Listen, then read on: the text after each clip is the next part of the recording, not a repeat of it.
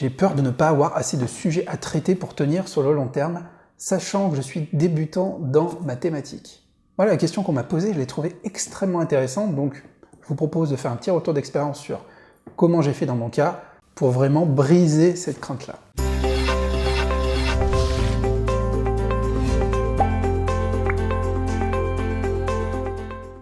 Bonjour à tous, j'espère que vous allez bien, je suis content de vous retrouver pour cette vidéo. Alors effectivement, cette question elle est très intéressante parce que je pense qu'on est la plupart à se la poser quand on se lance sur YouTube et quand on est créateur de contenu.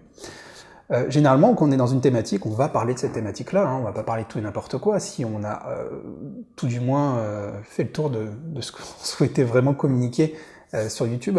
Et généralement, on se rapproche d'une thématique, moi c'était la peinture, ma chaîne principale c'est la peinture, et j'ai eu cette crainte effectivement de me dire, mais bon, quand je vais parler de quelques techniques, de comment mélanger la peinture, comment diluer, etc., etc., je vais faire quoi? J'aurais plus rien à dire. C'était ma plus grosse inquiétude. Et finalement, je me suis rendu compte, puis j'ai parlé avec beaucoup de créateurs de contenu qui, finalement, ont tous, ou la plupart en tout cas, cette crainte quand ils se lancent. Mais c'est normal, c'est une peur irrationnelle, ou c'est quelque chose que vous avez au début parce que vous n'avez pas assez de recul sur votre projet, et aussi sur votre thématique. Moi, je pensais qu'au début, au bout de 25 vidéos, j'aurais fait le tour de ce que j'avais vraiment à dire sur la peinture acrylique, parce que c'était quand même ciblé sur la peinture acrylique, cette pratique-là. Et aujourd'hui, il s'avère qu'après plus de 250 vidéos sur cette chaîne-là, ben, j'ai encore plus d'idées, mais bien plus qu'au départ. ce qui peut paraître paradoxal et assez curieux, mais pourtant c'est le cas. Et vous allez voir que ça sera le cas pour vous aussi.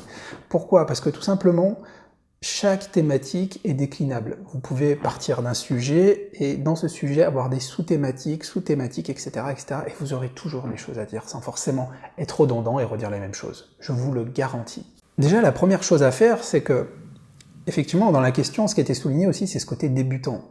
Moi, c'était le cas, j'étais artiste peintre, mais j'avais pas forcément une grosse expérience, une solide expérience, même si j'étais artiste peintre professionnel, et je pense qu'on apprend tous les jours. Et le secret, il est là, c'est que, ok, on a une position peut-être de débutant au départ, mais on monte en expertise. Le but, c'est de monter en compétence. Moi, cette chaîne YouTube, la chaîne YouTube principale sur la peinture, c'est un excellent moyen pour moi de monter en compétence. Chaque semaine, je vais apprendre sur la peinture, que ce soit sur le côté historique, le côté technique, je vais lire des livres, je vais regarder des vidéos, je vais parler avec d'autres artistes peintres, et du coup je monte de cette façon-là en compétence, et ça me permet de répondre à différents besoins sur YouTube. Donc déjà, ce côté débutant, par ce travail de recherche, il va venir se gommer petit à petit, et ça va être une source importante d'idées, de nouvelles idées, qui sera un puits sans fond finalement, qui sera à chaque fois tout un stock d'idées qui sont quasiment inépuisables, j'en suis convaincu. Pour vous donner quelques exemples, quand je suis parti d'un sujet qui est important pour moi, qui est le mélange de peinture, en expliquant qu'il fallait faire des mélanges avec les couleurs primaires, je me suis dit, bon, je vais faire une vidéo là-dessus, et après, bah, ça sera fini. Et finalement, ça a été bien plus efficace que ça, c'est-à-dire que je me suis rendu compte qu'en partant du sujet principal, les mélanges de peinture, je pouvais parler des couleurs complémentaires, après des couleurs tertiaires, après des médiums, comment mélanger, quels produits utiliser, après partir sur d'autres marques de peinture, d'autres marques de médiums. C'est sans fin. Vraiment, c'est sans fin. Vous pouvez vraiment décliner, et c'est juste qu'il faut faire un travail, il faut être structuré, noter toutes vos idées, sous-idées, planifier, etc. Mais vous ne serez pas en cours d'idées. C'est normal, par manque de vision et de recul en début de projet, de penser que vous n'aurez pas accès à toutes ces idées-là. Après, je vais vous donner un moyen extrêmement simple pour moi d'avoir des idées. Je trouve que c'est vraiment le meilleur moyen. Certains vont analyser organiquement ce qui se passe sur YouTube, sur les moteurs de recherche, avec des outils, etc. Ok, c'est un moyen. Mais il y a tellement mieux. C'est-à-dire que vous avez une audience. Même si vous avez une petite chaîne, vous avez une audience. Et cette audience, c'est elle la plus apte à vous dire quel est son besoin.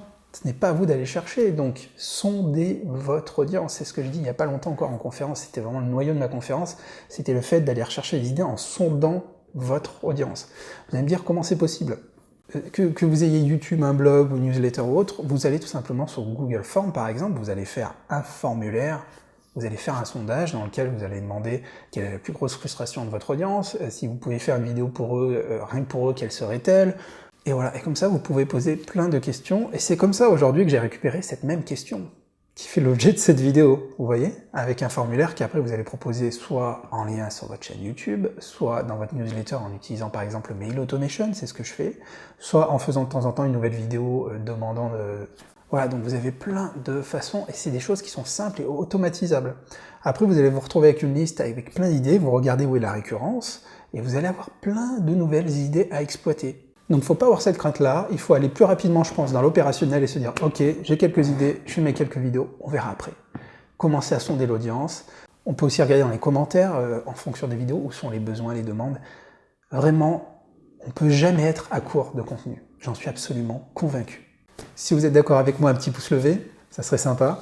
Et n'oubliez pas de vous abonner pour recevoir toutes les prochaines vidéos et de cliquer sur la petite cloche pour être notifié. Vous voulez continuer? Je suis certain que vous allez adorer cette vidéo que je vous montre ici. Puis en passant, vous pouvez vous abonner en cliquant sur le petit cercle ici.